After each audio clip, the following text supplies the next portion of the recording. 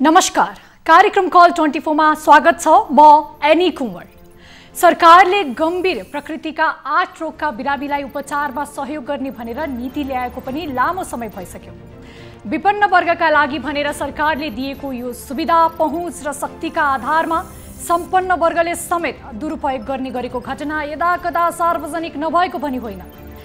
त्रिवी शिक्षण अस्पतालले मृगौला रोगीलाई निशुल्क रूपमा पाएको डायलिसिसको सुविधा अस्पतालले विभिन्न बहानामा उपलब्ध नगराएपछि पीडितहरूले कार्यक्रम कल 24 मा आफ्नो गुनासोहरू पोखेका थिए। पीडितको गुनासो आइसकेपछि हामीले यो विषयलाई फागुन 11 गते कार्यक्रममा प्रस्तुत पनि गरेका थियौँ। पीडितको गुनासोलाई लिएर हामीले अस्पतालको श्रोतासँग पनि कुराकानी गरेका थियौँ। सरकारले निशुल्क उपलब्ध गराउने सुविधा दिन किन अस्पतालले आनाकानी गरिरहेको छ भनेर अस्पतालका कार्यकारी निर्देशकलाई पनि हामीले प्रश्न समेत गरेका थियौँ। पीडितको गुनासो प्रसारण भइसकेपछि करिब आजको दिनसम्म 1.5 महिनापछि उनीहरूको गुनासो सम्बोधन भएको छ। दर्शक महानुभावहरू, अहिले त्रिवी शिक्षण अस्पतालले मृगौला रोगीले पाउने सबै सरकारी सुविधा उपलब्ध गराउन थालेको छ। यस सम्बन्धी फलोअप रिपोर्ट पनि आजको कार्यक्रममा हामी प्रस्तुत गर्नेछौँ।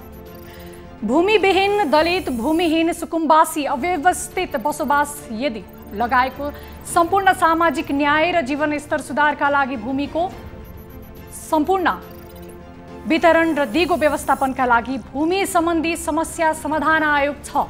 भूमिहीन दलितलाई जग्गा उपलब्ध गराउने, मुक्त कमैया, कमलिया र हरुवा, चरुवा, हलिया भूमिहीन सुकुम्बासी पहिचान गरी बसोबासका लागि घर घरेडी तथा जीविका उपार्जन गर्ने कृषि योग्य जमिन समेत रोजगारको व्यवस्थापन गर्नुपर्ने संवैधानिक व्यवस्था छ।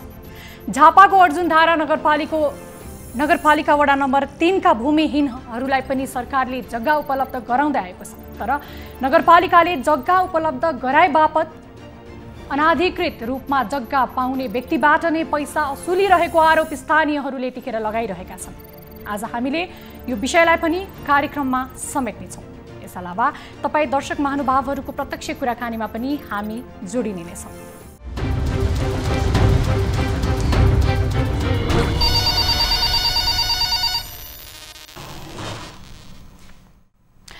दर्शक महानुभावहरू, तपाईँको कुनै गुनासो चासो सुन्नुपर्ने सम्बन्धित निकायले सुनिरहेको छैन भने तपाईँहरू जस्तै सर्वसाधारणहरूको लागि बनेको कार्यक्रम हो कल 24।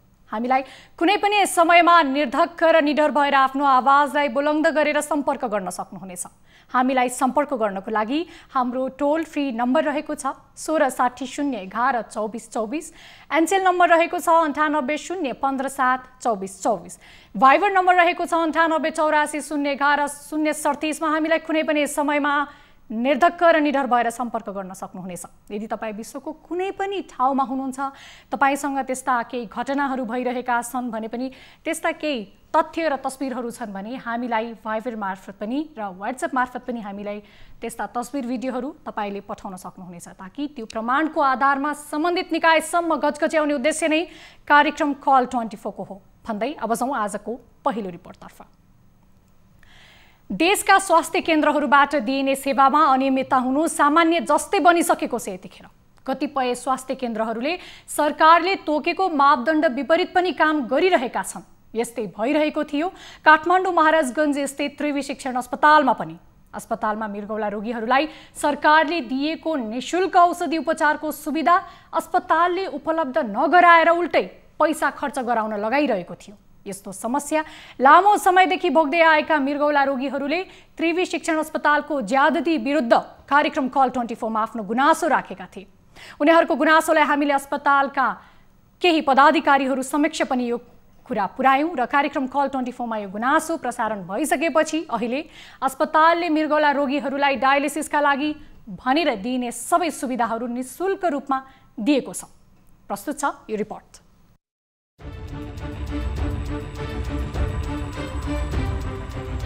गम्भीर प्रकृतिका 8 रोगका बिरामीलाई उपचार सहयोग गर्ने नीति सरकारले ल्याएको छ। विपन्न वर्गका लागि भनेर सरकारले दिएको यो सुविधा पहुँच र शक्तिका आधारमा सम्पन्न वर्गले समेत दुरुपयोग गर्ने गरेको घटना यदाकदा सार्वजनिक नभएको पनि पक्कै होइन। त्रिवी शिक्षण अस्पतालले मृगौला रोगीले निशुल्क रूपमा पाएको डायलिसिसको सुविधा अस्पतालले विभिन्न बहानामा उपलब्ध नगराएपछि पीडितले कार्यक्रम कल 24 मा गुनासो राखेका थिए। पीडितको गुनासो आइसकेपछि हामीले यो विषयलाई कार्यक्रममा प्रस्तुत गर्दै अस्पतालका कार्यकारी निर्देशक प्राध्यापक डाक्टर दिनेश काफ्लेलाई समेत सुनाएका थियौं। गुनासो कार्यक्रममा प्रसारण भइसकेको करिब 1 महिनापछि आफूहरूले पाउनुपर्ने सुविधा अस्पतालबाट पाउन थालेको भनेर पीडितहरूले अहिले सुनाएका छन्। सरकारले दुवै मृगौला फेल भएका बिरामीलाई हप्तामा 3 पटक आजीवन निशुल्क डायलिसिस गराउने व्यवस्था पनि मिलाएको छ। यसमा लाग्ने सबै खर्च सरकारले नै बेहोर्ने भनेर उल्लेख पनि गरिएको छ। यही अन्तर्गत शिक्षण अस्पतालमा एक पटकमा 2500 रुपैयाँ लाग्ने गरी मृगौला रोगीलाई निशुल्क डायलिसिसको सुविधा पनि दिएको हो। दर्शक महानुभावहरू, यो विषय थियो टिचिङ अस्पताल जुन डायलिसिसको लागि सरकारले सुविधा दिएको उपचार खर्चको पनि खर्च नदिएर अन्नथुन्न औषधि पनि आफै किन्न जानुपर्ने अवस्थाले गर्दाखेरि जो मृगौला पीडितहरू हुनुहुन्थ्यो उहाँहरू स्वयं गुनासो पोख्नको लागि हाम्रो स्टुडियोमा आउनुभएको थियो र हामी पनि स्थलगत रिपोर्टिङको लागि त्यस समय त्यहाँ गएका थियौँ र आज टिचिङ अस्पतालले उहाँहरूको गुनासोलाई कार्यक्रममा लिएर आइसकेपछि सम्बोधन गरेको पनि जानकारी प्राप्त भएको छ। यो सक्सेस स्टोरी, यो फलोअप स्टोरीलाई हामीसँग सम्बन्धित स्थानीय नै हुनुहुन्थ्यो जो मृगौला पीडित स्वयं उहाँ नै हुनुहुन्थ्यो। हामीसँग सम्पर्कमा जोडिनु भएको छ प्रेम श्रेष्ठजी। प्रेमजी, हजुर स्वागत छ यहाँलाई फेरि कार्यक्रम कल 24 मा। हजुर नमस्कार। हजुर नमस्कार। तपाईहरुले धेरै दुःख भोगिरहनु भएको थियो, त्यो दिन त्यो समय हामीले सम्झिँदै छौं अहिले पनि। त्यस बेलामा अस्पतालले कस्तो शास्ति दिएको थियो एकचोटी फेरि सम्झेर हेरौँ न। त्यो बेलामा तपाईको कहिले के किन्नु पर्ने, अब जुन राज्यले दिएको जुन सुविधाहरू तपाईको नदिने उनीहरूले तपाईको किन्नु पर्ने, हामीले बाहिर सामान किन्नु पर्थ्यो। त्यसले गर्दा तपाईको त्यो हजुरले जुन सम्बोधन गरिदिनु भयो न्युज 24 ले, त्यसले गर्दाखेरि तपाईको त्यहाँबाट पछि उहाँले सुनाइ लिएर अहिले हामीले तपाईको सबै सुविधाहरू पाइरहेछौँ। त्यो पनि निरन्तर, पहिला त तपाईको 1 दिन दिने 2 दिन दिने, त्यसपछि फेरि विगतमा तपाईको स्टप गरिदिने त्यस्तो गरिरहेको थिए। तर अहिले आएर तपाईको निरन्तर हामीलाई उहाँहरूले सामान उपलब्ध गराइराख्नु भएको छ। कस्तो कस्तो सामग्री दिनलाई चाहिँ उहाँहरूले आनाकानी गरिरहनु भएको थियो त्यस वखत तपाईलाई? त्यो डायलिसिसमा जुन तपाईको सामानहरू जुन तपाईको सरकारले जुन तपाईको फ्री भनेर जुन दिनुपर्ने सामानहरू उहाँहरूले दिनुहुँदैन थियो। कहिले तपाईको के अरे फ्लुइड नदिने, कहिले तपाईको त्यो डायलिजर नदिने, डायलिजर पनि दियो भने कम सल दिने, त्यस्तो गरिराख्नु भएको थियो। तर तपाईहरूले सम्बोधन गरिदिएर त्यसपछि तपाईको अहिले निरन्तर उहाँहरूले सबै सामानहरू उपलब्ध गराइराख्नु भएको छ। त्यतिखेर प्रेमजी तपाईँ एउटा साहसी पुरुष, एउटा पीडित हुनुहुन्थ्यो। तपाईँको आवाजले गर्दा हामी पनि त्यहाँ जोड्यौँ र धेरैजना डायलिसिसबाट वञ्चित हुनु परेको त्यहाँ स्थानीयहरू हुनुहुन्थ्यो, जति पनि बिमारी पीडितहरू हुनुहुन्थ्यो होइन, उहाँहरूले पनि बोल्न नसक्ने अवस्था, बोलेर पनि त्यतिखेर अस्पतालले नसुनेको, फार्मेसीमा जाँदाखेरि पनि तपाईँलाई धम्काइएको अवस्था थियो। त्यस्तै पीडितहरूलाई तपाईँले के एउटा सुझाव दिन चाहनुहुन्छ यस्तो परेको खण्डमा, र सरकारले के दिएको छ तपाईँहरूको लागि, किनभने तपाईँहरू आफै पीडित हुनुहुन्छ र के सुविधाहरू पाउनुपर्ने छ त्यो पनि एकचोटि भनिदिनुहोस्। मृगौला पीडितलाई तपाईँको 2500 बराबरको जुन रकम दिएको छ, त्यो 2500 मा तपाईँको जुन त्यो डायलिसिस गर्ने जति पनि सामग्रीहरू त्यो 2500 मा उहाँहरूले मिलाएर दिनुपर्ने हुन्छ। त्यो दिएपछि तपाईँको हामीले डायलिसिस गर्नु पाउने, त्यो चाहिँ तपाईँको त्यसमध्येमा तपाईँको कुनै सामानहरू हामीले बाहिर किन्नु पर्थ्यौँ। जस्तो तपाईँको हस्पिटलको क्षेत्रमा चाहिँ नपाउने, तर बाहिर चाहिँ हामीले किन्दाखेरि चाहिँ पाउने, त्यस्तो थियो। तर हजुरहरूले सम्बोधन गरेदेखि त्यहाँबाट अहिले निरन्तर तपाईँको त्यहाँ सामान हामीले पाइरहेछौँ। अहिले तपाईँको त्यस्तो कुनै छैन। जो तपाईँ न्युज 24 लाई त्यसको लागि धेरै धेरै धन्यवाद, तपाईँहरूले सम्बोधन गरिदियो बापत होइन। त्यो पनि एउटा तपाईँले आवाज बोलिदिनु भएर 2 शब्द बोलिदिँदाखेरि हाम्रो पनि एउटा सुनवाई भयो। त्यसले गर्दाखेरि अहिले हस्पिटलले पनि जो निरन्तर दिइरहेछ हामीलाई। अब अहिले हामीले के कुरा गर्यो भने हाम्रो कुरा उहाँले सुनिदिनुहुन्छ, त्यही हो सबभन्दा ठुलो कुरा। पहिले त हाम्रो कुरा सुन्दैन थियो, वास्तै गर्दैन थियो। तपाईँ जे कुरा बोले पनि उनीहरूकै कुरा माथि गर्थे। तर अहिले हामीले गएर गुनासो गर्यो भने त्यो कुरालाई उहाँले सुनिदिनुहुन्छ कमसेकम। जस अहिले तपाईँहरू जाँदा सुनिदिनुहुन्छ, त्यो समयमा त उहाँहरूले कुरै नसुन्ने, कुरै नटेर्ने, तपाईँहरू उपचार गर्दै चाहिँ मान्छे खोज्दै हिँड्नुपर्ने समय थियो। एकचोटि फेरि सम्झेर हेरौँ अहिले के छ, अहिले उहाँले सुनिरहनु भएको छ, राम्रैसँग सुन्नुहुन्छ त? हो, तपाईँले सम्बोधन गरेदेखि त्यहाँदेखि उहाँले सुनिराख्नुभएछ, राम्रै गरिराख्नुभएछ। हाम्रो त्यसको लागि धेरै हजुरको प्रति आभार प्रकट गर्छौँ होइन। हामी बिरामी जति सबैजनाले तपाईँलाई उ गरिरहेछौँ, त्यसको लागि त्यो धन्यवाद हजुरहरूलाई। जस अहिले हाम्रो सबै कुराहरू सुनाइ भइरहेछ। ठिक छ, अब के छ यो सुविधाहरू फेरि पनि खोसिने, उहाँहरूको चलखेल फेरि हुने खालको के छ, अब हुन्छ कि हुँदैन जस्तो लाग्छ हामी निरन्तर तपाईँको टचमै हुन्छौँ, तपाईँलाई हामीले उ नै गर्छौँ। त्यसपछि अब अहिलेसम्म सुनिरहेछ, त्यसले गर्दाखेरि अहिले चाहिँ त्यस्तो केही समस्या देखिएको छैन। ठिक छ, त्यसो भए हामी पनि खुसी छौँ। यो हाम्रो कार्यक्रम कल 24 को पनि उद्देश्य यस्तै हो, तपाईँहरू जस्तो आवाजविहीनहरू जो आफ्नो आवाजलाई बुलन्द गर्दा गर्दा पनि सम्बन्धित निकायले सुनिरहेका हुँदैनन्, ती सम्बन्धित निकायलाई घचघच्याउने काम पनि हाम्रो कार्यक्रम कल 24 को हो। सम्पूर्ण बिमारीहरूलाई जसले यस्तो आवाज उठाउनु भयो, स्पेसली हजुरलाई, किनभने तपाईँले आवाज उठाउनु भइसकेपछि सबैजनाको अलिकति हिम्मत बढेको थियो त्यतिखेर। मैले पनि सम्झिरहेको छु त्यो पल। र तपाईँहरूले जति पनि सरकारले ल्याएपछि त्यसपछि हाम्रो पनि हिम्मत बढेको हो, किनभने यो कुरा आवाज उठाउनुपर्छ मेरो मनमा त थियो। तर यो कुरा कहाँ गएर मैले प्रकट गर्ने भन्ने त्यो चाहिँ हामीलाई स्टेसन नपाएको, माध्यम नपाएको। तपाईँहरूले यो कार्यक्रम चलाउनु भयो, त्यसपछि हामीलाई पनि सृजना भयो कि यो कुरा गर्नैपर्छ।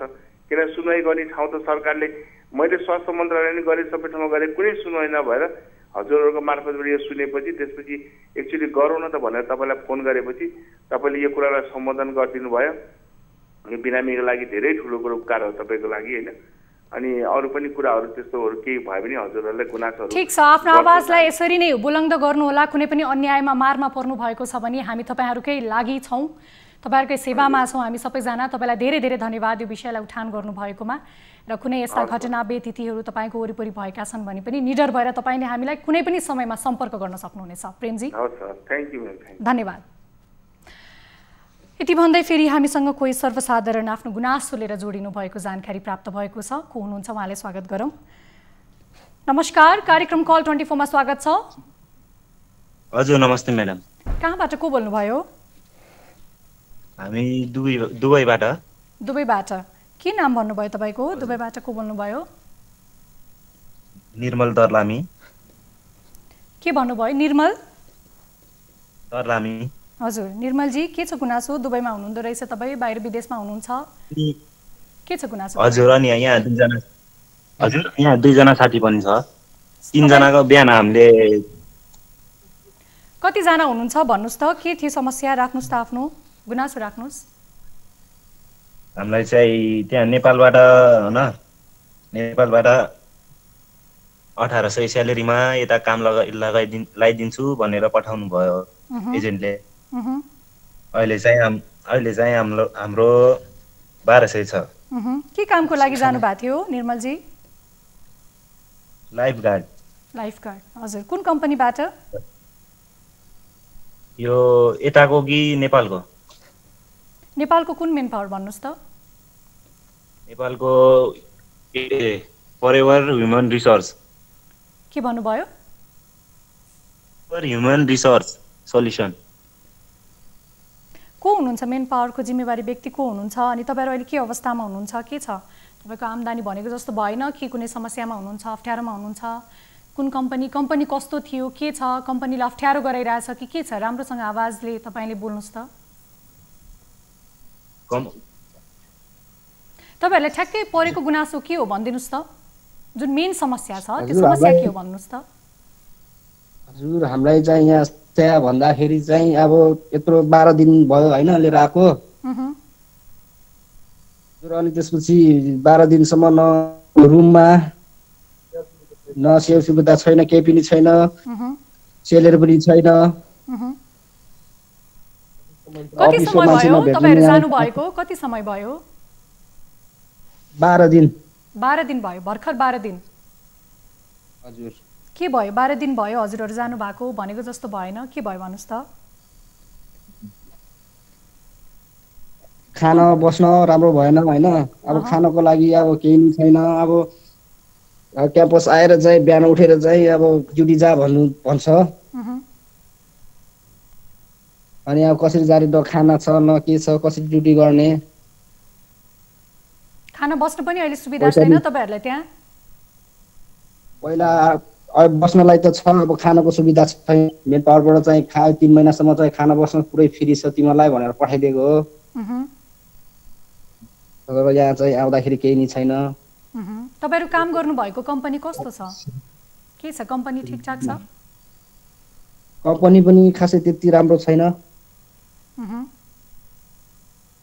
अब कम्पनीको बारेमा त त्यति साह्रो चाहिँ अब कम्पनी कस्तो छ बुझ्नु भयो होला नि आफूले काम गर्ने कम्पनी कस्तो छ, ठिक छ कि छैन, कसरी काम लगाइरहेछ, त्यो भन्दा अगाडि के बुझ्नु भएको थियो कि थिएन? कम्पनीमा काम त गरेको छैनौँ हैन, अनि सेलेरी नै अब पेन्डिङ राख्ने भन्ने कुरा भएको थियो अफिसमा। अब पेन्डिङ चाहिँ अब 3-4 पेन्डिङ राखिदिने रे, अनि सेलेरी चाहिँ 1200 मात्रै। अब तपाईको ड्युटी चाहिँ अब 12 घण्टा, अब आउन जान चाहिँ फेरि अब 3 घण्टा जति लाग्दो रहेछ, कसरी काम गर्नु? अनि तपाईहरु जानु भएको भर्खर त 12 दिन भएछ, 12 दिन भयो भन्नु भएको हैन? हजुर, भर्खरै 12 दिन भएछ। अनि तपाईले सम्बन्धित निकाय जस्तै तपाईको मेन पावरको मान्छेहरुसँग सम्पर्क गर्नुभयो, भन्नुभयो उहाँलाई तपाईले भने जस्तो कम्पनी छैन, स्यालेरी त्यो अनुसारको छैन, खानपिनको लागि भनेर तपाईहरुले भन्नु भएको थियो, व्यवस्था छैन भनेर आफ्नो गुनासो सुनाउनु भएन मेन पावरको मान्छेसँग? मेन पावरको मान्छेलाई सुनाएको, फोन गरिराख्ने, ल हुन्छ हुन्छ भन्दैमा हुन्छ भनेर मात्रै कुरा टाल्दिन्छ। अनि अब बिहान पनि कुरा भएको थियो, ल हामी चाहिँ गर्दैन, अनि नेपाल निकाल्न पर्यो, ढिलाउनु पर्यो भनेको, नाइ हुँदैन भनेर चाहिँ पढाइ काटिदिनुहुन्छ। अनि कसरी चाहिँ कन्ट्याक्ट गर्ने? त्यो सम्बन्धित व्यक्तिको नाम र नम्बर एक्चुअली भनिदिनुस् न, नाम भन्नुस् त। मेन पावरको जो सम्बन्धित व्यक्ति हुनुहुन्छ नि उहाँको नाम भन्नुस् त। रविन्द्र राई। रविन्द्र राई, हजुर। उहाँको नम्बर भन्नुस् त। है एकछिन है। 985 हजुर 11 हजुर 88 हजुर 173 88 अनि 173 हजुर। अनि अर्को नम्बर पनि है, उहाँलाई हामी सम्पर्क गर्छौं। उहाँलाई यस समस्याको समाधान गर्नको लागि पनि घचघच्याउने छौं। अरु के समस्या छ भन्नुस् त? तपाईहरु डराइरहनु भएको हो कि बोल्नको लागि? बोल्न पनि अप्ठ्यारो मानिरहनु भएको छ, नडराउनुस् है, आफ्नो आवाजलाई बुलन्द गर्नुस्। के छ समस्या? नडराइकिन भन्नुस् त। कसैको दबाब छ तपाईलाई त्यहाँ? त्यस्तो दबाब त छैन दिदी हैन। हामीलाई जुन सेलेरीमा भनेर लिएको थियो, जुन सेलेरी र सेवा सुविधा भनेर लिएको थियो, त्यो यहाँ त बिल्कुल छँदै छैन हैन। अनि यहाँ जति पनि पुरानो नेपाली दाइहरू हुनुहुन्छ, उहाँहरू पनि धेरै पीडितमा हुनुहुन्छ। यहाँ आएर थाहा भयो, अब हामीलाई थाहा थिएन कम्पनी यस्तो थियो भनेर। भिजिटमा आए, अब मेन पावरले फकाइ फुलाइ गरेर पठाए, हामीलाई थाहा थिएन मेन पावर यस्तो छ भन्ने कुरा। त्यही भएर अब हामी त फसे दिदी, अरू पनि नफसोस् यस्तो तरिकाले। तर हामीलाई चाहिँ कसरी हुन्छ? अब सेवा सुविधा छैन, नेपाल आउनु पर्यो भन्ने कुरा हो दिदी। भनेपछि अब तपाईहरु चाहिँ नेपाल आउन खोजिरहनु भएको छ। कति पैसा खर्च गरेर जानु भएको थियो तपाईहरु? हामी 5जना आएको दिदी, 2 जनाको अत्तो छैन। हामी 3 जना मात्र एउटा रुममा छौं अहिले। अनि हामीले तिरेको भनेको अत्तो छैन। अब उनीहरूलाई कन्ट्याक्टमा छैन, अब कहाँ राख्यो थाहा छैन हैन। अनि हामीले तिरेको पैसा भनेको चाहिँ एकजनाबाट 1,70,000 तिरेको नेपालको। 1,70,000 हजुर। भनेपछि 2 जनाको अत्तो छैन। उहाँहरु पनि काहीँ दुःखमा हुनुहुन्छ कि के छ? तपाईहरुसँग सम्पर्क छैन उहाँहरुको? छैन दिदी, छैन। के छ पुरानो मान्छेहरुले के शास्ति भोग्नु भए रहेछ त त्यहाँ? अब पुरानो मान्छेको कुरा गर्दाखेरि दिदी, अब 5-6 महिनाको उनीहरुको पनि सेलेरी नदिएको अवस्था रहेछ। उनीहरुलाई पनि त्यस्तै खानको लागि चाहिँ एकदम गाह्रो। अब यताउति साथी नेपाली दाजुभाइहरुसँग मागेर खानु, अब खानेको जोसँग छ उसँग मागेर खाने, अब उसँग छैन उसलाई मागेर खाने, त्यसरी चलाउँदो रहेछ उनीहरुको चाहिँ। अब हामी त नयाँ भयो यहाँ, अब हेर्ने मान्छे नि कोही पनि छैन। अब कम्पनीले त हेर्दैन। कम्पनीले वास्ता पनि गरिरहेको छैन तपाईलाई? छैन। अनि त्यही भएर यो मेन पावरलाई फोन गरे हामीले, अब यहाँ बस्दिन, कम्पनी यस्तो रहेछ भनेर भन्दाखेरि चाहिँ अब उहाँले के भन्नुहुन्छ भने, अब जे जस्तो भयो नि काम गर, म भनेको जति सेलरी दिलाउने चाहिँ मेरो काम हो भनेर भन्नुहुन्छ उहाँ चाहिँ। तर यहाँ सम्बन्धित सुन्नुस् त निर्मलजी, यसपालि हामीसँग मेन पावरको रविन्द्र राई सम्पर्कमा जोडिनु भएको जानकारी प्राप्त भएको छ है। रविन्द्रजी, स्वागत छ यहाँलाई कार्यक्रम कल 24 मा। हामी यतिखेर प्रत्यक्ष प्रसारणमा छौँ। तपाईँको आवाज धेरै जनताले सुनिरहनु भएको छ है। तपाईँ कार्यक्रममा हुनुहुन्छ, हाम्रो कार्यक्रम प्रत्यक्ष प्रसारण भइरहेको छ। तपाईँको मेन पावरबाट गएका केही नेपालीहरू अहिले दुबईमा बिचलीमा पर्नु भएको रहेछ है। सुन्दै हुनुहुन्छ? सुन्दै हुनुहुन्छ? अब बिचली पर्नु भएको छ। 1800 भनेर चाहिँ दिनुपर्ने स्यालेरी 1200 छ। खाना बस्नको सुविधा छैन, अप्ठ्यारोमा पर्नु भएको छ। गएको 12 दिन भएको छ, उहाँहरू फर्किन खोजिरहनु भएको छ। तपाईँ सम्पर्कमा आउनु हुँदैन रहेछ, के भएको थियो एकचोटि भनिदिनुहोस् त। नत्र पक्नुहोस् है, हामीसँग सम्बन्धित व्यक्ति हुनुहुन्छ, उहाँसँग कुरा गर्नुहोस् है त। निर्मलजी? हजुर हजुर म्याम, हाम्रो चाहिँ स्यालेरी चाहिँ हाम्रो मिले छैन। निर्मलजी, तपाईँसँग यतिखेर मेन पावरको जो सम्बन्धित व्यक्ति हुनुहुन्छ नि, रविन्द्र राई, उहाँ जोडिनु भएको छ, उहाँसँग कुरा गर्नुहोस्। ल हुन्छ। रविन्द्रजी, तपाईँ बोल्नुहोस् फोनमा, अरूलाई फोन नदिनुहोस् त। होइन, म बोलिरहेको छु। हो, ठिक छ ठिक छ। निर्मलजी कुरा राख्नुहोस् त रविन्द्रजीलाई। हजुर, कुरा राख्नुहोस् त। सर, यो चाहिँ भयो यो के अरे दुःख पाइएछ। अलि ठुलो आवाजले कुरा गर्नुहोस् त निर्मलजी। अनि रविन्द्रजी, तपाईँहरू पनि को बोल्ने फिक्स गर्नुहोस्। निर्मलजी, तपाईँहरू मध्येमा को बोल्नुहुन्छ फिक्स गर्नुहोस् त। एकजना बोल्नुहोस् त, समय बर्बाद भइरहेछ, आफ्नो कुरा राख्नुहोस्। यहाँ रेमन थापा बोल्नुहुन्छ। निर्मलजी, तपाईँ मध्ये को हुनुहुन्छ? तपाईँले आफ्नो गुनासो राख्नुहोस् त। रविन्द्रजी हुनुहुन्छ, जोडिनु भएको छ, उहाँलाई कुरा राख्नुहोस् त। हजुर हजुर, चाहिँ कति भनेदेखि नेपालदेखि आउँदाखेरि चाहिँ हामीलाई चाहिँ 1700 स्यालेरी भनेर चाहिँ हामीलाई गरेको थियो। 1800 स्यालेरी दिन्छु भनेर चाहिँ उहाँदेखि चाहिँ गरेको थियो। तर यहाँ हामीलाई यहाँ आइसकेपछि चाहिँ कति 1200 मा एग्री गराइदियो। 1200 मा एग्री गराइदिएपछि अनि खानाको पनि सुविधा छैन। हामीसँग जति जे थियो त्यति खाइसक्यो। अब हामी भोकै पनि बसिएको छ। अनि जति उहाँदेखि चाहिँ जति स्यालेरी भनेको थियो यहाँ चाहिँ 1200 मा एग्री गराइदियो। अनि त्यसपछि चाहिँ दिलाउने काम हो, तिमीले काम गर, स्यालेरी चाहिँ मैले 1800 म दिलाउँछु भन्ने कुरा गर्नुभएको थियो।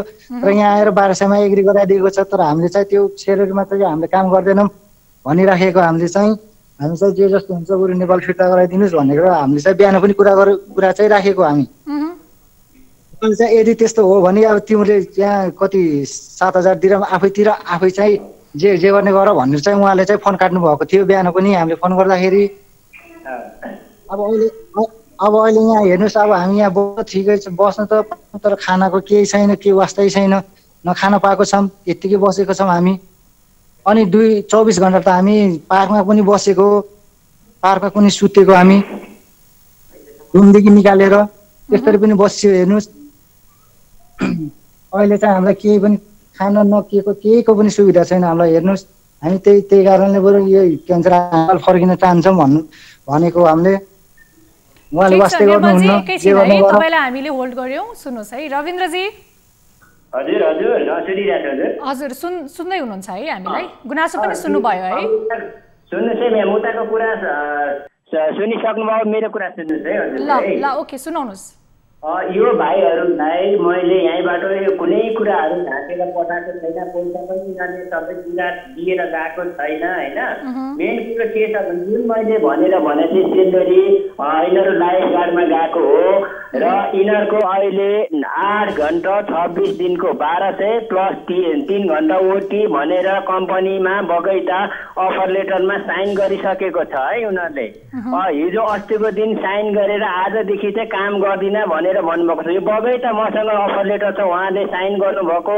अब कम्पनीले त्यतिकै बनाएको होइन, यो मैले हजुरहरूलाई पनि उपलब्ध गराइदिन सक्छु। अहिले भन्नुहुन्छ भने मैले अहिले नै अब काम दिइरहेको छ, कम्पनीमा ओके भएको छ। उनीहरूलाई मैले 1800 स्यालेरी भने हो, तर 8 घन्टा 26 दिन काम गर्दा 1200। त्यस पछाडि अब सेक्युरिटीको लाइफ गार्डमा जानुभयो हो, उहाँहरूले अब ओटी गरेपछि अब फ्राइडे प्लस ओटी गरेपछि 1800 पाउने हो। यो कुराहरू बगैँचा मैले यहाँबाट भनेर उहाँहरू सबै मन्जुर भएर जानु भएको। अब अहिले आएर कम्पनीमा साइन गरेर भिजा चेन्ज गर्ने बेलामा चाहिँ उहाँले अहिले के भन्नुहुन्छ भनेदेखि म काम गर्दिनँ, मलाई खुरुक्कै टिकट हालेर नेपाल निकाल्नु भनेर भन्नुहुन्छ। अनि अब यो विषयमा चाहिँ अब हजुरहरूले पनि बुझिदिनु होला म्याम। के छ कम्पनीमा गएको 3 महिना जति स्यालेरी नदिने परीक्षणको लागि राख्ने भन्ने हुन्छ नि, त्यो व्यवस्था हो र त्यहाँ? हुँदै हुँदैन। तपाईँको 1 महिना पुगे पछाडि उहाँहरूले मैले भनेको जति मैले के भनेको छु भने 3 महिना ट्रेनिङ पिरियड हो, 3 महिनासम्म 1200 मात्रै पाउँछ, त्यो 3 महिना पछाडिदेखि 1800 पाउँछ भनेर बगैँचा यो भाइहरू पनि लाइभमै छ। होइन भनेदेखि मैले झुट बोलेको रहेछ भने भाइहरूले भन्नु 3 महिना पछाडि तपाईँहरूले 1800 सेलेरी पाउनु भएन भनेदेखि त्यसको जिम्मेवारी म हो, ग्यारेन्टी म हो। भनेर पठाएको पनि मैले ग्यारेन्टी गर्छु। भाइहरूले बगैँचा साइन पनि गर्नुभएको छ अफर लेटरमा। 8 घन्टा 26 दिन काम गरे बापत 1200, अनि त्यस पछाडि ओटी फ्राइडे गरे बापत उहाँले 12 घन्टा 30 दिनको 1800 भनेर बगैँचा साइन गरिसक्नु भएको छ। यो हजुरहरूलाई मैले अहिले भने अहिले म उपलब्ध गराइदिन सक्छु। तपाईले यो कुरा बुझाउनु भएको थियो कि थिएन उहाँलाई? यो बगैँचा यहाँ बुझ्यो, सुनेर सबै कामहरू बुझेर जानु भएको। निर्मलजी सुन्दै हुनुहुन्छ? हजुर, उहाँले भनेको कुरा सत्य हो। उहाँ चाहिँ झुट बोल्नु भएछ। हजुरलाई यदि उहाँले चाहिँ झुट बोल्नु भएछ, यदि हामीले यहाँ 1200 को एग्रिमेन्ट हजुरलाई मैले चाहिँ सेन्ड गर्न पनि सक्छु मैले तपाईँलाई। अनि यहाँ खाना बस्न दिएको छैन, 1800 कसरी दिलाउँछ उहाँले? के हो त रविन्द्रजी? अफर लेटरमा हेर्न सक्नुहुन्छ नि कति घण्टाको 1200 छ भन्ने कुरो सेक्युरिटीको उनीहरूलाई मैले 12 घण्टाको भनेर पठाएको छु म्याम। होइन मैले 12 घण्टा रविनजी हजुर तपाईले त्यसरी पठाउनु भएको हो भने उहाँ अहिले गएर अप्ठ्यारोमा पर्नु भएको छ। तपाईँलाई किन झुटो आरोप लाउनुहुन्थ्यो त? 1800 स्यालेरी भनेर 1200। अनि सुन्नुहोस् ल, त्यसपछि खाना व्यवस्था, बस्नको व्यवस्था, रविजी बस्नको व्यवस्था सबै सुविधा भनेर पठाउनु भएको रहेछ। सुन्दै हुनुहुन्छ?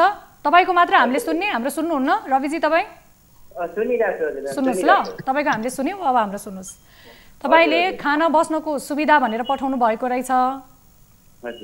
त्यसपछि 1200 स्यालेरी रहेछ। अहिले त्यो स्यालेरी पनि नपुग्ने अवस्थाले काम छोडेर बस्नुपर्ने अवस्था रहेछ। उहाँहरू नेपाल फर्किन खोज्नु भएको छ। पहिला नै तपाईँले चाहिँ यति स्यालेरी हुन्छ, यस्तो कम्पनी हो, यो भयो त्यो भयो भनेर राम्रोसँग बुझाएर पठाउनु पर्थ्यो। किनभने सबैजना चाहिँ वैदेशिक रोजगारमा गएका व्यक्तिहरू बुझेका हुन्छन् भन्ने छैनन् होइन। एउटा ठुलो सपना बोकेर विदेशमा गएर आफ्नो परिवारलाई के गरौँला भनेर जानुहुन्छ। उहाँले त तपाईँले राम्रोसँग बुझाएर राम्रै कम्पनीमा पठाइदिनु पर्थ्यो। त्यो कम्पनी त ब्ल्याकलिस्टमा छ पनि भनेर उहाँले गुनासो गरिरहनु भएको छ है। यो के हो? त्यो जुन उहाँ कम्पनीमा गइरहनु भएको छ नि, त्यो कम्पनी चाहिँ ब्ल्याकलिस्टमा राखेको कम्पनी रहेछ। त्यसले गर्दा कम्पनीले पनि टेरेको छैन भनेर भनिरहनु भएको छ। यसको फेरि अर्को झमेला होला, भन्नुहोस् त। यो म्याम कुनै कुरो यो सरकारले यो भाइहरू पहिले लकडाउन हुने बेला नै उठ्ने हो। लकडाउन पछाडि बसेको मैले बगैँचा यहाँ सम्झाएर मैले यहाँ इन्टरभ्यू पनि दिएको छु। तपाईँको स्विमिङको इन्टरभ्यू ल्याएको बगैँचा सबै कुरो एउटा नढाकिकन म्याम मैले 12 घन्टा 30 दिन काम गर्ने बापत तिमीहरूले पाउने सेलेरी भनेको 1800 भाइ हो। यसमा जान्छौ भनेदेखि पठाउँछु, जाँदैनौ भने म पठाउँदिनँ तिमीलाई भनेर बगैँचा मैले भनेर पठाएको र प्लस उता कम्पनीमा गइसके पछाडि अहिले के अरे 8 घन्टा 26 दिनको 1200 प्लस त्यहाँभन्दा ओटी 3 आवर ओटी छ। उनीहरूले अफर लेटरमा साइन गरेको छ। त्यो अफर लेटर खाना बस्न व्यवस्था पनि मिलाइदिन्छु भनेर त्यसरी पेपर वर्क गरेर जानुभयो। आफ्नो खाना रासन आफ्नो खाना सबै मैले ढाँटेको छैन म्याम, रासन आफ्नो। अहिले अब यो भाइहरूले जुन कुरा भनिराख्नु भएको छ खाना आफ्नो 1800 सेलेरी पाउँछ। तपाईँले भन्नुभएको थियो पहिल्यै अगाडि जानेहरूले पाइराख्नु भएको छ। त्यसरी नै हो हाम्रो लाइफ गार्डमा जानेहरू। उहाँले भनेपछि खाना बस्न सबै सुविधा पाइरहनु भएको छ। खाना बस्न भनेको कम्पनीले खाना रासन आफ्नो। अहिले भनेको तत्काल जाने बेलामा उहाँहरूलाई कम्पनीले एडभान्स दिन्छ। ठीक छ निर्मलजी रविजीले भने अनुसार चाहिँ तपाईँहरूको लागि त्यो सुविधाहरू अहिले भइरहेको छ कि के छ भन्नुहोस् त? उहाँले त भनेरै पठाएको भन्दै हुनुहुन्छ।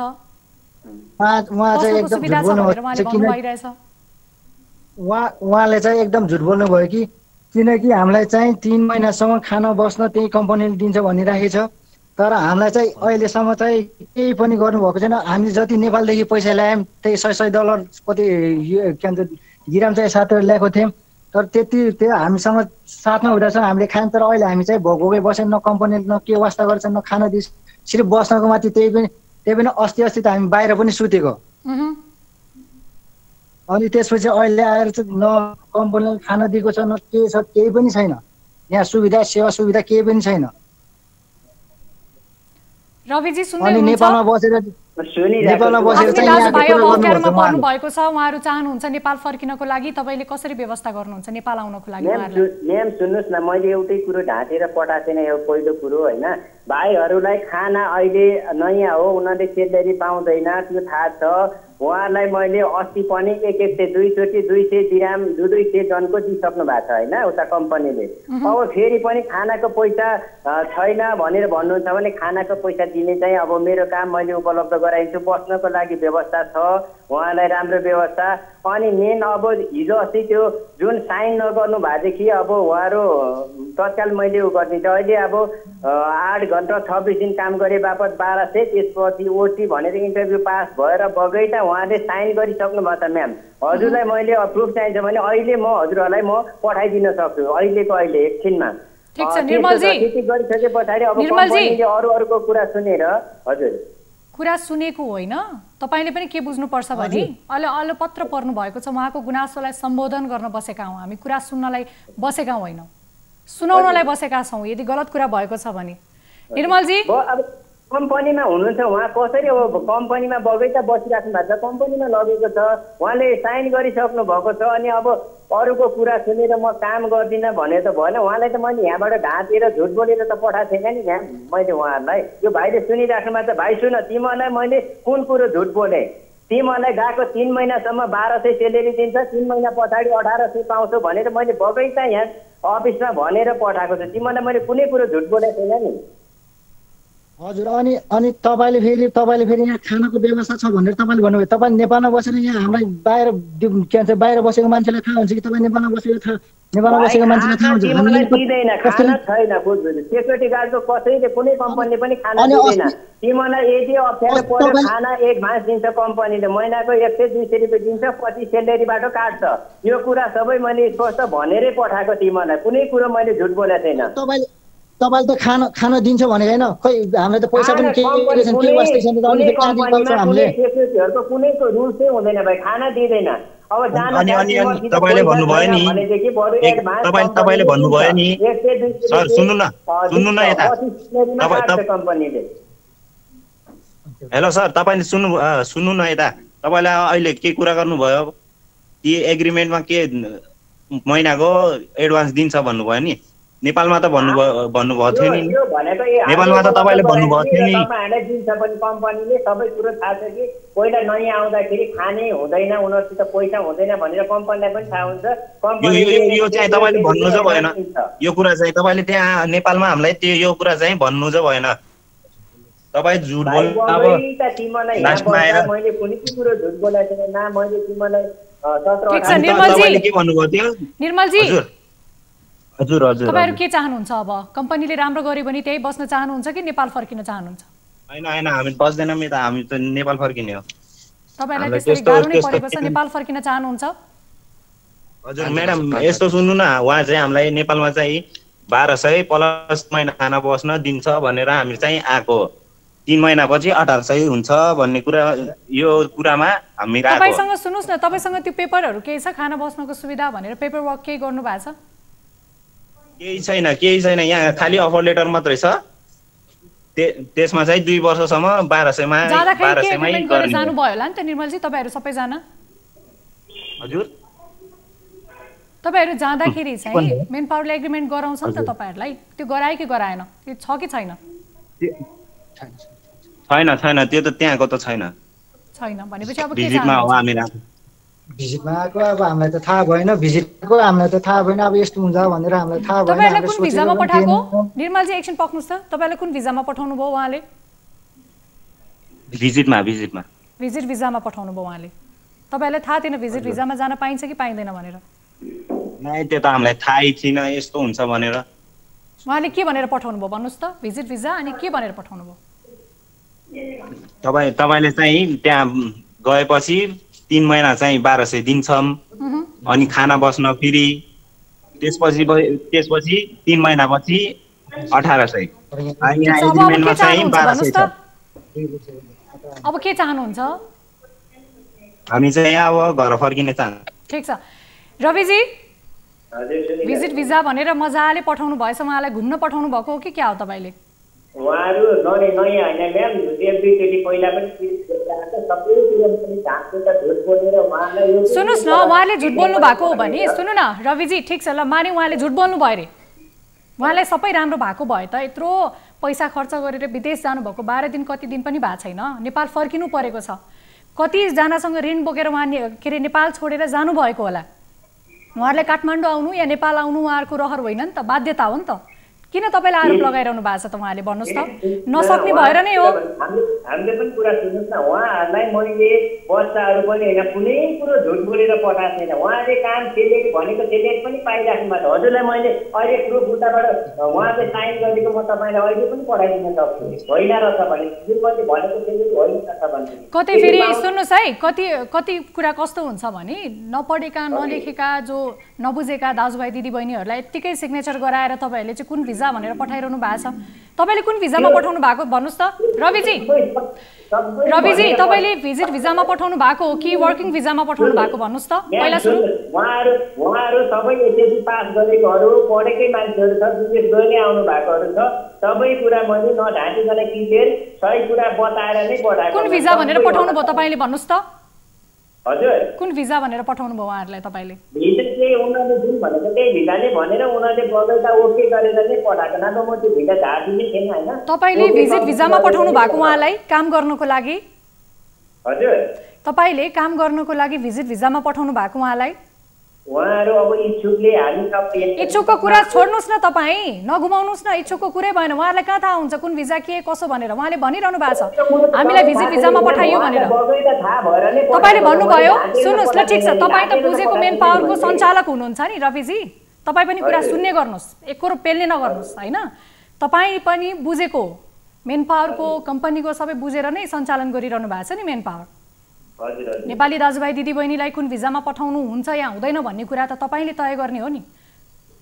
तपाईँले त्यसरी पठाइदिनु मिल्छ त? त्यसो भए तपाईँले नै गलत गर्नुभयो नि त पहिला सुरु त, किन पठाउनु भयो तपाईँले? जान्छु भनेर पाइन्छ? तपाईँ त जिम्मेवारी व्यक्ति हो नि, तपाईँ जिम्मेवारी व्यक्ति, एउटा मेन पावर सञ्चालन गरेर बस्नुभएको जिम्मेवारी व्यक्ति। जब त्यो भिजामा पठाउन पाइँदैन भनेर तपाईँलाई थाहा हुँदा किन पठाउनु भयो तपाईँले? तपाईँले त गैर कानुनी काम गरिरहनु भएको छ रविजी, सुन्दै हुनुहुन्छ है? तपाईँले गैर कानुनी काम गरिरहनु भएको छ। कसरी लुक्ने अब, कसरी निकाल्नुहुन्छ उहाँलाई भन्नुहोस् त? एक त तपाईँले गलत भिजामा पठाउनु भएको छ, एक नम्बरमा तपाईँको यो गल्ती, दुई नम्बरमा तपाईँ जिम्मेवारी सञ्चालक भएर पनि गैर जिम्मेवारीका कामहरूमा पठाइरहनु भएको छ, दुई नम्बर। सुन्दै हुनुहुन्छ? अब भनेको जस्तो सुविधा केही छैन, अलपत्र परि भनेर भन्नुभएको छ। उता हेर्दाखेरि भिजा भिजिट छ, वर्किङ पनि होइन, अब बस्न सक्दिनँ, अब हामी बाहिर छौँ भनेर दुःखमा पर्नु परेको छ। उहाँले भनेको दुःखलाई तपाईँले रेस्पोन्स पनि गर्नु भएन, अब फर्किन चाहनु भएको छ। अब अन्त्यमा जाउँ है त रविनजी, है तपाईँले गलत गरिसक्नु भएको छ। हेर्नुहोस् है, तपाईँ जिम्मेवारी व्यक्ति हो, तपाईँले गलत गरिसक्नु भएको छ। अब उहाँहरू नेपाल फर्किन खोज्नु भएको छ, अब के गर्नुहुन्छ नेपाल फर्काउनको लागि भन्नुहोस् त? अब मैले जुन कुरा म्याम मैले एउटा भाइहरूलाई कुनै कुरो ढाँटेर पठाएको छैन। त्यसमा नजाउँ न, त्यसमा नजाउँ, अब कसरी आउनुहुन्छ त्यसमा जाउँ के? मैले त्यसमा गरेर पनि जुन भाइ एक त तपाईँको गल्ती कहाँ देखिसकेको छ भने सुन्नुहोस् न, तपाईँ त्यो भाइले के भन्यो दाइले के भन्यो त्यसमा नजाउँ। हामी भाषण गरिरहेका छैनौँ कि, हामी कार्यक्रममा छौँ, अहिले प्रत्यक्ष प्रसारणमा छौँ, धेरै गन्थन नगर्नुहोस्। हामीले भन्न खोजेको के भने एक नम्बरमा गल्ती के भयो भने तपाईँ सञ्चालक मेन पावर सञ्चालक भएर कुन भिजामा पठाउन कानुनी या गैर कानुनी भन्ने कुरा तपाईँलाई त थाहा थियो नि। उहाँहरूले जबरजस्ती जान्छु भने पनि यो कानुनी होइन गैर कानुनी हो, जान मिल्दैन भनेर तपाईँले रोक्न सक्नु भएन। त्यसमा तपाईँको गल्ती देखेको छ पहिला सुरु। त्यसैले अब अन्त्यमा जाउँ, धेरै कुरालाई नलम्बाइकन उहाँलाई नेपाल फर्काउनको लागि के गर्न सक्नुहुन्छ अब त्यसमा जाउँ है। अनि म्याम, हेलो म्याम, रविनजी ठिक छ, अरू कुरा नगरौँ, उहाँलाई नेपाल फर्काउनको लागि के गर्न सकिन्छ, के पहल गर्नुहुन्छ, अन्त्यमा जाउँ है। रविनजी हामीलाई सुन्दै हुनुहुन्छ? म्याम अब मेन भनेको भाइहरू बगैँचा यहाँ इन्टरभ्यू दिएर जानुभएको छ होइन, त्यो कामको लागि उहाँहरूले अब साइन गरिसक्नु भएको छ, उता पनि काम गर्छु भनेर। अब अहिले काम गर्दिनँ भन्नुहुन्छ भने अब के गरेर कसो के गर्नुपर्ने अब त्यसको लागि गरौँला नि। तपाईँ पनि अप्ठ्यारोमा पर्न सक्नुहुन्छ है रविनजी फेरि, किनभने गैर कानुनी रूपमा तपाईँले पठाउनु भएको छ।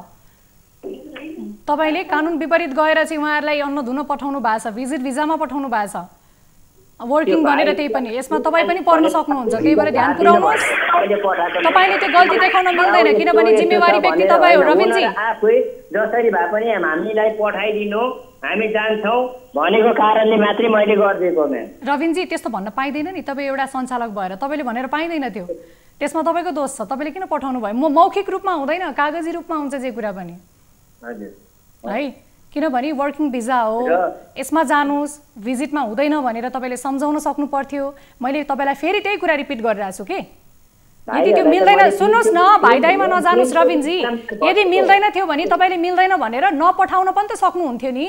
तपाईँलाई पठाउनु भनेर घाँटी त अठ्याएको थिएन होला नि उहाँहरूले?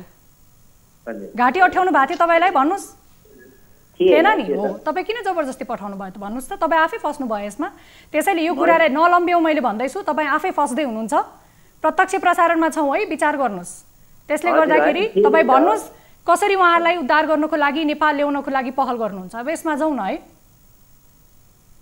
अब यो विषयमा चाहिँ मैले उता कम्पनीसित कुरा गरेर गर्छु म्याम। यो भनेको मेरो अब भाइहरू बगैँचा मैले जबरजस्ती पठाएको पनि छुइनँ, उनीहरूले भनेको सेलेरी पनि पाइराख्नु भएको छ होइन।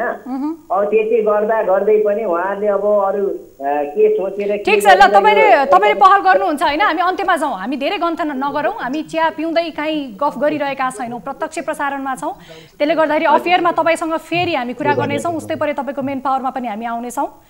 तपाईँले उहाँलाई पहल गर्नु होला, तपाईँको गल्ती देखिसकेको छ, तपाईँले पहल गर्छु पनि भन्नुभएको छ। हामी फलोअप गर्छौँ, यो विषयलाई हामी उठान गर्छौँ है अफेयरमा।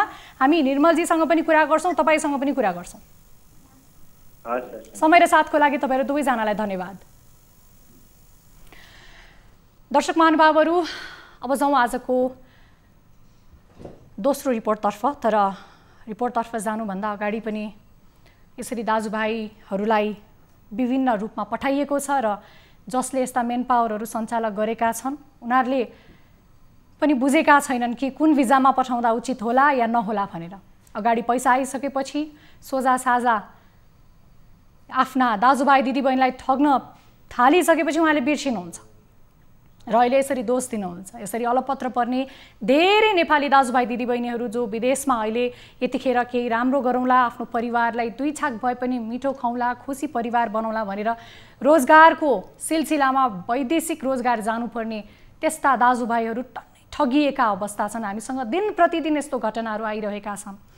यसरी मेन पावरले एउटा भनेर अर्को पठाउने, पैसा ठग्ने, सम्बन्धित मेन पावरको कोही मान्छे नै नहुने र त्यो कम्पनी के हो, त्यो कम्पनी कस्तो छ, त्यसले के व्यवस्था दिइरहेको छ, सुविधा कस्तो छ, त्यसको स्यालेरी कति छ, के छ भन्ने कुरै कतिजना नबुझी जाने र बुझेर जाँदा पनि एउटा काम भनेर अर्को काममा लगाउने यस्ता मेन पावरका धेरै बिचौलियाहरूमा पनि हामी रिपोर्ट प्रसारण गर्न बाध्य भइरहेका छौँ। यो पक्कै पनि राम्रो होइन। दर्शक महानुभावहरू, यदि तपाईँ यो प्रत्यक्ष प्रसारण हेरिरहनु भएको छ भने पनि हामी आग्रह गर्न सक्छौँ तपाईँलाई कि आफ्नो यस्ता केही दुःख समस्याहरू छन्, तपाईँहरू विदेशमा फसिरहनु भएको छ, मेन पावरले भनेको जस्तो सरसुविधा दिएको छैन, अलपत्र पर्नु भएको छ, उद्धार गर्ने कोही पनि छैन, कम्पनीले सुनेको छैन, तपाईँको घरहरू दुर्गम ठाउँमा छन्, आफन्त छिमेकीहरूले केही गर्न सकिरहेका छैनन्, एमबिसी धाउँदा धाउँदा धाउने मात्र काम कुरा भएको छ भने पनि हामीलाई तपाईँले आफ्नो यस्तो गुनासोहरू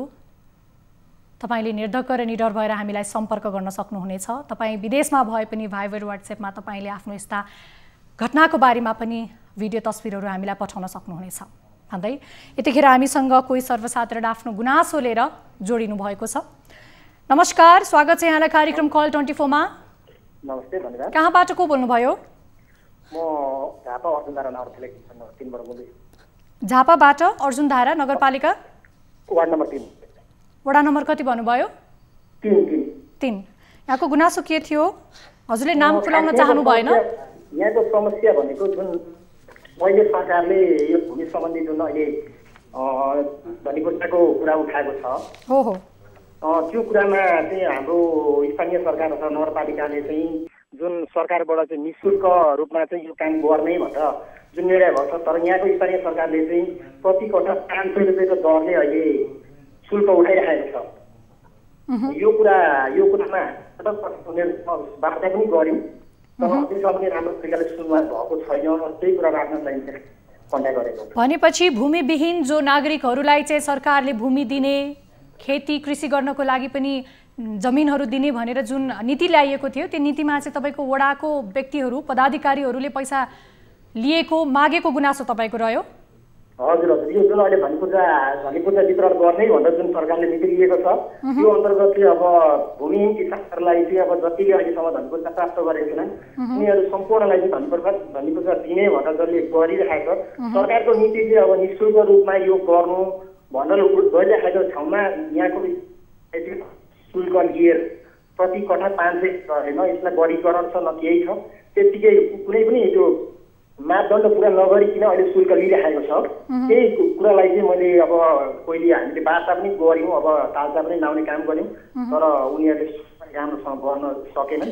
कसले त्यस्तो गर्नुभयो भन्नु त? यो त पाइँदैन, यो त यसरी पैसा उठाइरहेको रहेछ, स्थानीयलाई त रणभुल्ल बनाएर पैसा उठाउने काम भएको रहेछ वडाबाट। को छन् यसमा संलग्न, को छन् भन्नुहोस् त? अब यसमा हामीले स्थानीय वडा अध्यक्ष वार्ड नम्बर 3 को वडा अध्यक्षसँग पनि कुरा गऱ्यौँ। त्यसमा वार्ड नम्बर 2 ले पनि हामीलाई साथ दियो र 1 ले पनि साथ दिएको थियो। वार्ता अब यस्तो वार्ताको माध्यमबाट जाने भन्ने कुरा हुँदाखेरि सर्वदलीय बैठक पनि बस्यो। अब त्यो बिचमा भनेको हामीले धेरै कुरा उठायौँ। अब वर्गीकरण गरेर चाहिँ गरीब जस्तो त्यहाँ बिहानदेखि बेलुका के खाउँ भन्ने मान्छेहरूले चाहिँ कसरी त यत्रो रक्त तिर्न सक्छन् त भन्ने कुरा उठाउँदाखेरि अब त्यस्तो सुनवाई राम्रोसँग हुँदै भएको छैन। अब वार्ता अस्ति हिजो पनि वार्ता बसेर यो कुरा अब हल चाहिँ भयो, तर अब राम्रो तरिकाले क्लियरली रूपमा जवाफ आएको छैन यसमा। यो त नचाहिने काम गरिरहनु भएको रहेछ जनप्रतिनिधिहरूले। सरकारले भूमिविहीन नागरिकलाई भूमि दिने भनेर जुन ल्याएको प्रावधान थियो, यसमा त पैसा उठाउनुपर्छ भनेर कुनै पनि नीति नियममा त लेखेको छँदै छैन त। कसरी उहाँले यस्तो गर्ने आँट गर्नुभएछ त? सरकारी नीति नियम उहाँले उल्लङ्घन गरेकै हो, तर अब आफ्नो तरिकाले नै उहाँहरू चल्नु भयो जस्तो मैले पनि महसुस गरेको छु। कति पैसा उठाउनु भएको छ अरे? सबै स्थानीयसँग उठाइसक्नु भएको छ? 500 को दरले उठाउने भनेर निर्णय गरेर यो उठाउन थालिसकिएको छ। ठिक छ, यतिखेर हामीसँगै सम्पर्कमा रहनु होला। हजुर स्थानीय हुनुहुन्छ, हामीले नाम खुलाएनौँ।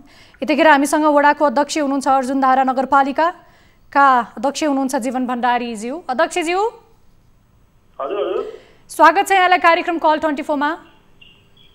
धन्यवाद। वडा अध्यक्षज्यू, तपाईँलाई एउटा सानो जानकारी गरौँ है त पहिला सुरु। हजुर, तपाईँको यो अर्जुनधारा नगरपालिकामा जुन सरकारले ल्याएको नीति छ नि वडा नम्बर 3 मा, भूमिविहीन नागरिकलाई भूमि दिने, खेती किसानीको लागि पनि जग्गा जमिन दिने भनेर जुन नीति ल्याइएको थियो, त्यो सुकुम्बासीहरूलाई चाहिँ तपाईँहरूले 500,000 उठाउने काम गरिरहनु भएको छ अरे। व्यापार गर्दै हुनुहुन्छ कि क्या वडा अध्यक्षज्यू? एकचोटि बताइदिनुहोस् त। धन्यवाद यहाँलाई। हामीले नगरपालिकामा यो नीति आइसकेपछि हामी बसेर निर्णय गरेर सम्झौता पहिला भयो। सम्झौता पछाडि निर्णय गरेर धेरै बहस छलफल गरिसकेपछि हामीले बाल बितौरी कर भनेर 10 वर्षको बाल बितौरी जम्मा धुरको 2 रुपियाँ 50 पैसाका दरले वर्षमा 25 रुपियाँ हुँदो रहेछ र त्यो अब 10 वर्षमा 500 का दरले भनेर हामीले निर्णय गरेकै हो। पछाडि ज्ञापन पत्रहरू कसले निर्णय गरेको वडा अध्यक्षज्यू? कसले निर्णय गरे? सरकारकै नीतिमा निर्णयको थियो कि आफू मिलेर अध्यक्षज्यूहरू जनप्रतिनिधिहरू मिलेर चाहिँ आफै तपाईँहरूले चाहिँ यो इच्छा अनुसार लिनुभयो पैसा? जो भूमिविहीन छन् कर लिने भन्ने चाहिँ हामीलाई आएको थियो। बाल बितौरी यति भनेर लेखिया छैन त्यहाँ, तर बाल बितौरी कर भनेपछि हामीले बाल बितौरी कर भनेपछि आफै गर्नुभयो होइन वडा अध्यक्षज्यू? आफ्नै निर्णयले चाहिँ सुकुम्बासी जो भूमिविहीन छन्, आफै पीडित छन्, उनीहरूसँग 500,000 उठाउने काम चाहिँ आफै गर्नुभयो तपाईँहरूले होइन त? नगरपालिकाले गरेको। धेरै राम्रो काम पो गर्नुभएछ, स्थानीयलाई ठग्ने काम पो गर्नुभएछ। बधाई दिउँ तपाईँलाई यहीँबाट है त पहिला सुरु चाहिँ। अनि सुन्नुहोस्, जो चाहिँ तपाईँको जग्गा नपाएर भूमि नपाएर सुकुम्बासी भएर बस्नु परेको जनताहरू स्थानीयहरू हुनुहुन्छ, बिहान खाएर बेलुका के खाउँ भन्ने स्थानीयसँग 1500 उठाउनलाई चाहिँ कसले तपाईँहरूलाई यो छुट दियो भन्नुहोस् त? सरकारको प्रावधानमा यो छ? हामीले त्यसरी लुट्ने काम पनि गरे होइन। हामीले चाहिँ नगरपालिकालाई अब त्यही आर्थिकमा पनि अब हामीलाई चाहिँ आर्थिक आवश्यक पर्ने, नगरपालिकालाई कसले छुट दियो भन्नुहोस् त? सुकुम्बासीहरूसँग पैसा उठाउने नगरपालिकालाई कसले छुट दियो? 500 रुपियाँका दरले हामीले उठाउँदाखेरि हामीलाई चाहिँ नगरपालिका पनि केही आर्थिक सम्म हुने र हामीले धनीपुरका सुन्नुहोस् 500 कतिको दरले लिनु भएको छ वडा अध्यक्षज्यू 500 चाहिँ तपाईले जग्गाको कुन हिसाबले लिनु भएको छ कति कट्ठाको हिसाबले लिनु भएको छ तपाईले अब त आवाज चाहिँ राम्रो आइरहेको छैन आइडिया पैसा लिने काममा चाहिँ सिग्नेचर गर्नुभयो तपाई र नगर मिलेर गर्नुभयो आइडिया चाहिँ छैन फेरि एकपल्ट भन्नु राम्रो बुझिन ठीक छ तपाईलाई त्यो आवाज चाहिँ छैन हैन त त्यसबे हैन भन्नु सुन्दै हुनुहुन्छ हामीलाई जुन सरकारले नल्याएको नीति यो 500 उठाउने 1000 उठाउने नीति तपाईहरु आफै किन गर्नुभयो ठग्दै हुनुहुन्छ त स्थानीयलाई प्रत्यक्ष रूपमा ठग्दै हुनुहुन्छ नगरपालिकाले आफ्नो हिसाबले कसैले चाहिँ 100 कसैले 150 कसैले 200 कसैले आफ्नो हिसाबले किन दिने तपाईहरुलाई भूमिविहीनहरुले पैसा किन दिने पहिला सुरु भन्नुस् त धेर भएको कुरालाई हामीले चाहिँ स्वीकार गर्नुपर्छ होला यो भयो भने यदि धेर भएको रहेछ भने तर हाम्रो नियत खराब होइन र हामीले व्यक्तिगत रूपले त पैसालाई परिचालन गर्नु भनेर हामीले उठाइएको थियो ठीक छ वडा अध्यक्षज्यू सुन्नुस् न यो रकम नलिकन गर्न मिल्दैन थियो काम रकम लिनै पर्ने के त्यस्तो बाध्यता आयो तपाईहरुको तलब आएन कि के आएन कि अब नलिक पनि गर्न त मिल्छ होला नमिल्ने भन्ने त होइन अब नगरपालिका मार्फतै सबै खर्च गरेर गर्न पनि मिल्छ नमिल्ने त होइन कुरामा पनि अब ठीक छ 10 वर्षको बाद बिजुली कर लिने भन्ने कुरा भइसकेपछि कसरी लिने भन्दाखेरि यति पैसा लिउँ भन्ने खालको अब हामी 30 जना बसेर निर्णय गर्दै गर्दा नगरपालिका मार्फत निर्णय भएको विषयवस्तु त्यो व्यक्तिगत मैले पनि निर्णय एक्लै गरेँ भूमिविहीनहरुलाई त निशुल्क रूपमा दिनु भनेर भनिएको छ नि हैन बोर्डले गरेको निर्णय वडा अध्यक्षज्यू आयोगले चाहिँ भूमिविहीनहरुलाई निशुल्क रूपमा दिनु भनेर भनेका छन् नि तपाईहरु त आफै काम गर्न थाल्नु भएछ त्यो रकम फिर्ता गर्नुहुन्छ यो कुरा यो जुन विषय छ तपाईले पैसा उठाइरहनु भएको छ यसलाई रोक्नुहुन्छ कि रोक्नुहुन्न अन्त्यमा जाउँ त रोक्ने भन्दा पनि अब हामीले लगभग 78% मान्छेहरूसँग पैसा लिने काम हामीले सकिसकेका छौँ र 8 वटा 1-2-3 भन्दा बाहेक अरू सबै वडाहरू हिजोसम्ममा सिकिसकेको छ सुन्नुस् ल ठीक छ वडा अध्यक्षज्यू त्यही पैसा यदि हामीले त्यही पैसालाई नै उठेको पैसाहरू सबै त्यो सम्बन्धित वडा अध्यक्षज्यू हामीलाई सुन्दै हुनुहुन्छ वडा अध्यक्षज्यू ठीक छ सुन्नुस् वडा अध्यक्षज्यू सुन्नुस् त सुन्नुस् है वडा अध्यक्षज्यू वडामै यो पैसा खर्च गर्ने भन्ने कुरा गर्नु हामीले कसरी विश्वास गर्ने त जबकि त्यो एउटा वडामा चाहिँ बिहान के खाऊ र बेलुका के खाऊ भन्ने अवस्थाको मान्छेहरू पनि छन् जसले चाहिँ एउटा त्यो 500,000 रुपैयाँ दिनमा कहाँबाट कमाएर ल्याऊ भन्ने ठीक छ वडा अध्यक्षज्यू सुन्दै हुनुहुन्छ हामीलाई हाम्रो निर्धारित समय सकिसकेको छ तपाईले सुन्नुस् है नीतिमै नभएको नियममै नभएको चाहिँ भूमिविहीनहरुलाई तपाईले निशुल्क दिनुपर्ने भूमि त्यसमा तपाईले पैसा उठाइरहनु भएको छ यो गलत भएको छ त्यहाँनिर यो विषय उठान हामी गर्नेछौँ फलोअप गर्नेछौँ तपाईहरुलाई चाहिँ यो के भइरहेको छ तपाईले कसरी चलखेल गर्नु भएको छ यसको सत्य तथ्य पनि हामी बाहिर ल्याउने छौँ भूमिविहीनहरुलाई त्यसरी लुट्न पाइदैन हामी तपाईलाई फलोअप गर्नेछौँ है त ठीक छ समय र साथको लागि हाम्रो वडा अध्यक्ष हुनुहुन्थ्यो उहाँलाई पनि धेरै धेरै धन्यवाद र जो स्थानीय हुनुहुन्थ्यो आफ्नो आवाज बुलन्द गर्दै यो गुनासो उहाँले उठान गर्नुभएको थियो भूमिविहीनहरुबाट रकम असुलिरहनु भएको छ वडाको अध्यक्ष मेयर सबैजना मिलेर व्यापार गरिरहेको ठगिरहेको जानकारी हामीलाई प्राप्त भएको छ यो विषयलाई हामी फेरि उठान गर्नेछौँ तर आजको निर्धारित समय सकिसकेकोले गर्दाखेरि दर्शक महानुभावहरू तपाईको कुनै गुनासो चासो सुन्नुपर्ने सम्बन्धित निकायले यस्तै गरेर सुनिरहेका छैनन् भने हामीलाई निर्धक्क र निडर भएर कुनै पनि समयमा सम्पर्क गर्न सक्नुहुनेछ हामीलाई सम्पर्क गर्नको लागि हाम्रो टोल फ्री नम्बर रहेको छ 1660112424 एनसेल नम्बर रहेको छ 980115702424 भाइबर नम्बर रहेको छ 9884011037 मा हामीलाई कुनै पनि समयमा निर्धक्क र निडर भएर सम्पर्क गर्न सक्नुहुनेछ भन्दै हामी भोलि फेरि यस्तै विषयका साथ उपस्थित हुने नै छौं हामी निरन्तर न्यूजमा छौं नमस्कार